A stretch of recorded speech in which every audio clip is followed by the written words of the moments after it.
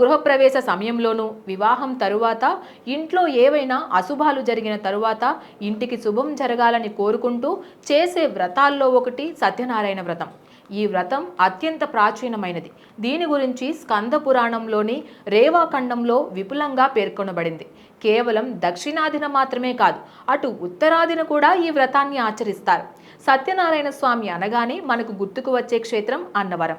ఈ క్షేత్రం ఆవిర్భావానికి పూర్వమే స్వామివారి అర్చన ఉన్నట్లుగా పెద్దలు చెబుతున్నారు. సత్యమే నారాయణ స్వామి స్వరూపమని, సత్యమంటే త్రికాలాల్లోనూ నశించని పరబ్రహ్మ స్వరూపమని అంటారు. సత్యనారాయణ వ్రతం సర్వదేవతలను ఒక్కటిగా చేస్తుందని, వైదిక పరంపరను అనుసరిస్తోందని పెద్దలు చెబుతున్నారు. సకల జగత్కారణమైన సచ్చిదానంద పరబ్రహ్మగా అభిష్ట దేవతను ఆరాధిస్తూ ఇతర దేవతలు కూడా ఆ ఇష్టదేవతకు వేరు కావని భావించి అర్చించడం సనాతన వైదిక పరంపర. అలా ఆ పరబ్రహ్మను లక్ష్మీనారాయణ స్వరూపంగా భావిస్తూ ఆయన కేంద్రంగా ఈ విశ్వచక్రం నిర్వహించబడుతోందని ఆరాధించే వ్రత విశేషం ఈ సత్యనారాయణ వ్రతం. సూర్యుని కిరణాలకు సూర్యునికి భేదం లేనట్లే పరబ్రహ్మ సృష్టి స్థితి విశ్వ వ్యవహారాలకై దాల్చిన పలు రూపాలు ఆయనకు భిన్నాలు కావు. అన్నీ ఆయన శక్తి విశేషాలే కనుక వాటికి నమస్కరించాలి. ఆ పరబ్రహ్మయే త్రిమూర్తులుగా, అష్ట దిక్పాలకులుగా, నవగ్రహాలుగా, వాటి అధిదేవత ప్రత్యాది దేవతా స్వరూపాలుగా వ్యక్తమై ఈ విశ్వ నిర్వహణ చేస్తున్నాడు. ఈ విశ్వచక్ర విజ్ఞానమంతా ఈ సత్యనారాయణ వ్రతంలో నిక్షిప్తం చేశారు. తద్వారా మన సనాతన ధర్మ స్వరూపం వైదిక విశ్వ విజ్ఞానం సామాన్యునికి కూడా అవగతం కావాలని పెద్దల ఉద్దేశం. మనం ఒక్కసారి ఈ వ్రతాన్ని గమనిస్తే పురాణకర్త అయిన వేదవ్యాసుడు అతి సామాన్యునికి కూడా మన దేవతా విజ్ఞానాన్ని, ప్రపంచ స్వరూపాన్ని అవగాహనలోకి అందించడంలో ఎంతటి చక్కని విధానాన్ని కల్పించాడో అర్థమవుతోంది. సత్యనారాయణ వ్రతంలో మండప ఆరాధన చాలా విశిష్టం. మధ్యలో కలశ స్థాపన, ఇది మన అచ్చమైన సంప్రదాయం. పాత్ర, జలం, పల్లవాలు, పూర్ణ కలశం దేవతావిష్కరణకు, పంచభూతమయ ప్రకృతికి కేంద్రంగా ఉన్న పరమాత్మ శక్తికి సంకేతం. కేంద్రం నుంచి విస్తరించిన శక్తి వృత్తంగా మారుతోంది. అలాగే పరబ్రహ్మ శక్తికి విశ్వచక్రంగా విస్తరించింది. ఆ శక్తి శక్తులుగా బహువిధాలైంది.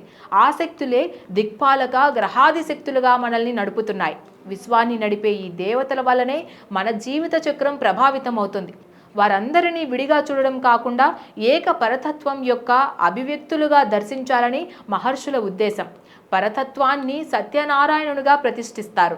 కలశ రూపంలో ఒక తుండుగుడ్డపరిచి దానిపై మంగళకరమైన బియ్యం, తమలపాకులు, పసుపు కుంకుమలు ఏర్పరిచి విశ్వచక్ర భావనను మన ముందు ప్రదర్శించే అద్భుత విజ్ఞాన ప్రక్రియ ఇది. దీని ద్వారా భావింపబడిన గ్రహదేవతలు, దిగ్దేవతలు వ్రతాచారణ చేసిన వారిని అనుగ్రహిస్తారు. అయితే ప్రపంచమంతా మేధావులే ఉండరు. సామాన్య జనులలో శ్రద్ధను పుట్టించడానికే కథ.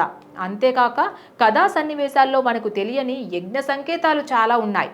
నోముల కథల్లో కూడా యజ్ఞ రహస్యాలుంటాయి. ఈ యుగంలో యజ్ఞాచరణకు కావలసిన దేశకాల పరిస్థితులు లేవు కనుక సులభంగా యజ్ఞఫలం రావడానికి, సాధారణ మానవులు కూడా దేవతానుగ్రహం పొందడానికి పురాణాలలో ఈ సంకేతాలను నిక్షిప్తం చేశారు. పురాణ కథలు కొన్ని యథాతథాలు, కొన్ని సంకేతాలు, కొన్ని గుణపాఠాల కోసం కల్పించిన ఉదాహరణలు. వాటి తేడాలను వివేకంతో, విచక్షణతో, పూర్వపర సంబంధ జ్ఞానంతో గమనించి సమన్వయించుకోవాలి. ఈ కథలో 4 వర్ణాల వారు ఉన్నారు. అందులో శ్రద్ధాలోపం ఉంటే భగవంతుడు క్షమించడన్నది గుణపాఠం. సత్యం నారాయణ స్వరూపం. సంకల్పించుకున్న దానికి నిబద్ధత ఉండాలి. దైవానుగ్రహం కోసం ఒక సంకల్పం చేసుకున్నాక దాన్ని ఆచరించకపోతే సృష్టిలో ఉన్న విశ్వనియమం ప్రకారం విపరీత ఫలితాలు ఏర్పడడం సహజం. Please subscribe to the channel and download the Politicos app from the links in the description.